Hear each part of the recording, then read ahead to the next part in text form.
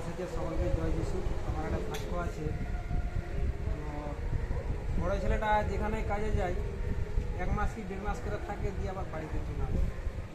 দিয়ে মোটামুটি 1 বছর এরকম হচ্ছে, 3বার না 4বার গেল কাজে। তো যেখানে যায় ওই 1 মাস কি 2 মাস থেকে তারপরে পাঠায়। তো বলি এরকম হলে তো হবে না, তাহলে কিছু একটা ওকে করে দিতে হবে, যেমন ব্যবসা বাণিজ্য। তো বলে ওই ব্যবসা করতে, এমন ব্যবসার নাম করে, তো এই তো টাকা আমার না। হ্যাঁ, বলে ঠিক আছে ছোটো একটা কিছু করে দেবো। তো আমাদের গ্রামে সেরকম গাড়ি ফাড়ি টোটো গাড়ি ফাড়ি নাই, তো বলে একটা টোটো তাহলে কিনে দিই, এখন চালাক। তারপরে তখন বড় ঈশ্বর যদি যায়। তো হঠাৎ করে বলি একটা টোটো নেবো। তো ঈশ্বরের কাছে প্রার্থনা করি। তো পয়সা আমাদের বাড়িতে নেই।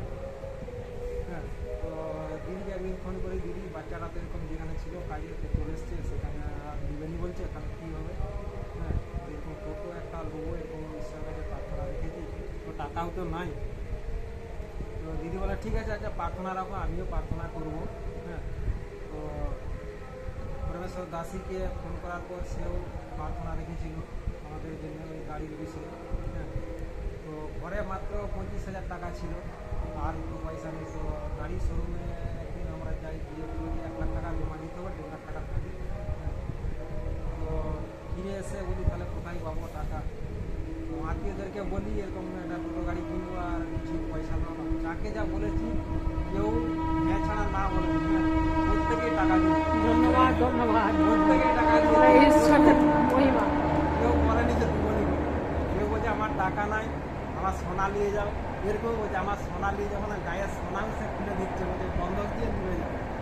সেই তো সেটা তো সে আমার সুদে দেওয়া হয়ে যাবে, তার থেকে থাকি যেটা আছে ওইটা নিয়ে যাবো। ওইটা দিয়ে গেছি। বলে দিয়েছিলাম যে আটকাবে না, শোরুমে যাকে ঠিক এখন করে মানে দেবে। বেশি ওইটা উপরে যারা বড় গোডাউন বা শোরুমওয়ালা তাদেরকে সরকার থেকে অনেক অ্যাটাক করছে। তো এখন ওই সকল টোটো গাড়ি ফাড়ি কিনতে গেলে অনেক কিছু ডকুমেন্টস চাই, যেমন তোমার কারেন্ট বিল চাই, এটিএম কার্ড চাই, প্যান কার্ড চাই, জমি দলিল চাই, এই সমস্ত অনেক কিছু ডকুমেন্টস চাই। তো আমার তো এই সমস্ত ডকুমেন্টস নাই কিছুই। হ্যাঁ, তো টাকা পয়সা ব্যাংকের সঙ্গে লেনদেন হয়নি, তো এই সকল কাগজের দরকার হয়নি। তো 2 দিন গেছি, 2 দিনই ঘুরে এসেছি। যে দিদিকে বলি জানো এরকম ব্যাপার, এই সমস্ত ডকুমেন্টস চাইছি, আর কী করবো, ডকুমেন্টস না হলে হবে না। হ্যাঁ, ডকুমেন্টস না হলে হবে, 1.5 লাখ টাকার গাড়ি যদি হয় 1,20,30 জমা দিলে তাহলে ডকুমেন্টস লাগবে, মানে কম পয়সা ওরা রাখবে, বেশি টাকা হলে ডকুমেন্টস লাগবে। তো প্রার্থনা করতে বলি দাসীকে, পরমেশ্বর দাসী, সে আমাদের জন্য প্রার্থনা করেছে। তো তৃতীয় দিনে যখন যাই, হ্যাঁ, তখন বলছে ঠিক আছে, আর একটা কথা বলছি, তো যদি কোনো হচ্ছে চেক বই থাকে, তো চেক বই তোমরা নিয়ে এসো, গাড়ি দিতে। বলি আমি তো ব্যাংকের সঙ্গে লেনদেনই নাই, তাহলে চেক বই আমি কোথায় পাবো। সে বলছে যদি তোমার কোনো আত্মীয় থাকে তাও হলেও হবে। দিয়ে আমার একটা সম্বন্ধী, সে পুলিশের চাকরি করে, তাকে বলি এরকম ব্যাপার, আর হচ্ছে চেক বই এরকম লাগে, বলছে তোমার তাহলে দেবো না, যে আছে নাকি। তাকে বলতেই সে না করেনি, সে বলছে নিয়ে যাও। সে চেক বই দিয়ে দিল। যে তাকে ফোন করি, বলি তাহলে আত্মীয় পেয়েছি, চেক বই এরকম চলবে, বলে হ্যাঁ চলবে। তো সে আসবে, বলে তাকে আসতে হবে। বলি না, সে আসতে পারবে না, তার ডিউটি আছে। বলে ঠিক আছে তাহলে কাজ করে ওর কেস ওর কাছে সই করে লো, সই করে নিয়ে চলে এসো, কাজ হয়ে যাবে। তো তাকে বলতে সে তখন চলে গেছে, কেস তার কাছে গেল, সে সই করে দিল, সে কাগজপত্র দিয়ে গেলাম, সুন্দরভাবে 70,000 টাকা দিল তাকে জমা, সুন্দরভাবে সে গাড়ি দিল। যাই হোক, ঈশ্বরের উপরে ভরসা ছিল, তার দাস দাসী সকলেই প্রার্থনা করেছে আমাদের জন্য। হ্যাঁ, তো ঈশ্বরের কাছে যে প্রার্থনা করে সে কোনোদিনও হতাশ হয়নি, নিরাশ হয়নি। হ্যাঁ, ঈশ্বর তাকে সমস্ত কাজে থেকে আশীর্বাদ করে, তাকে ব্লেস করে। হ্যাঁ, তো আরেকটা বিষয় বলছি আমি, ফাইন্যান্স বিষয়। তো 2020 সালে আমি যে এই ঈশ্বরকে জানি, তো জানি বলতে কী হবে, আমার খুব মানে অসুস্থতা ছিল, মানে শ্বাস প্রশ্বাসের কষ্ট হতো। হ্যাঁ, আমি মানে একদম বাচ্চা ছেলের মতো, মানে মানে দুধের বাচ্চা যেরকম ওই অবস্থায় আমি থাকতাম।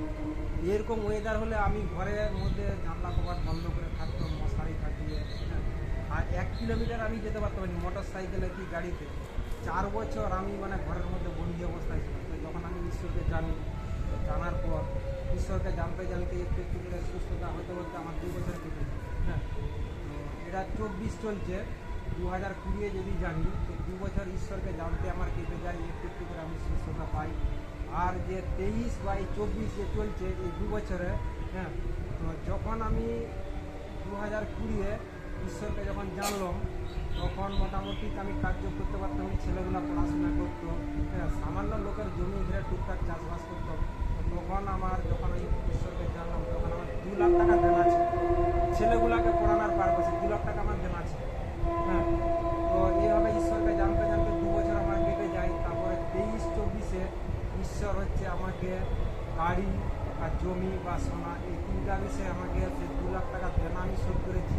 হ্যাঁ, তারপরে আমাকে 6 লাখ টাকা আবার এই গাড়ি বাড়ি এবং সোনার মাধ্যমে ঈশ্বর আমাকে ব্লেস করে, আর্থিক উন্নতি আমাকে bless করে। হালেলুয়া তার জন্য হালেলুয়া ঈশ্বরকে আরো আমি একটা আছে অসংখ্য ধন্যবাদ। আরো একটা আছে সাপে কামড়েছে যে তোমাদেরকে, সেটা বলো। হ্যাঁ, আরেকটা সাক্ষ্য আছে। তো আমার স্বামীর ছেলে সে মুরগিখানামে থাকতো, তো রাত্রবেলায় সে ঘুমিয়েছিল খাটের মধ্যে, তো সে বুঝতে পারেনি কিসে কামড়েছে।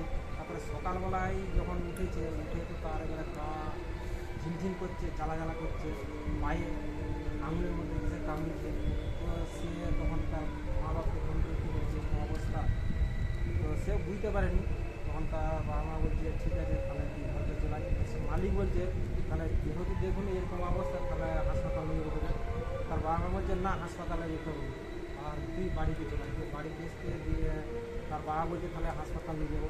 আর মা বলছে না, হাসপাতাল নিয়ে যেতে হবে না, ওর মেসো আর ওর মাসি প্রার্থনা করে ওখানে ওরা অনেক 2-3টা রুগীকে এরকম অবস্থায় সুস্থতা করেছে, তো সেখানকে নিয়ে চলে। তো তারপর আমাদেরকে ফোন করে জানছে যে তোমরা কি ঘরে আছো, আর সেদিনকে আমরা ঘরে ছিলাম। হ্যাঁ, ঘরে আছি। দিয়ে তার 3জনেই তারা, তার বাবা, তার মা আর ছেলেটা করে মোটরসাইকেলে গিয়ে আমাদের বাড়িতে এলো। আসার পর দিয়ে ফোন করার সঙ্গে সঙ্গে আমরা প্রার্থনা দিয়েছি।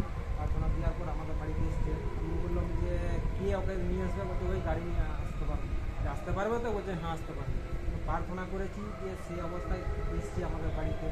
আসার পর তারপরে যে দাসী পরমেশ্বরের এই দাসীকে ফোন করি যে এরকম একটা পেশেন্ট এসছে আমাদের বাড়িতে, কী হয় এরকম অবস্থা হয়ে গেছে। তো তারা তো বিশ্বাস করে, হ্যাঁ, বিশ্বাস করে ঈশ্বরকে। তো ততটা নয় যে আমাদের মাধ্যমে দাসীর মাধ্যমে যে সমস্ত অলৌকিক কার্য হয় এটা তারা দেখেছে, সাক্ষ্য প্রত্যক্ষদর্শী, সেই হিসাবে তারা বিশ্বাস করে তারা এসছে।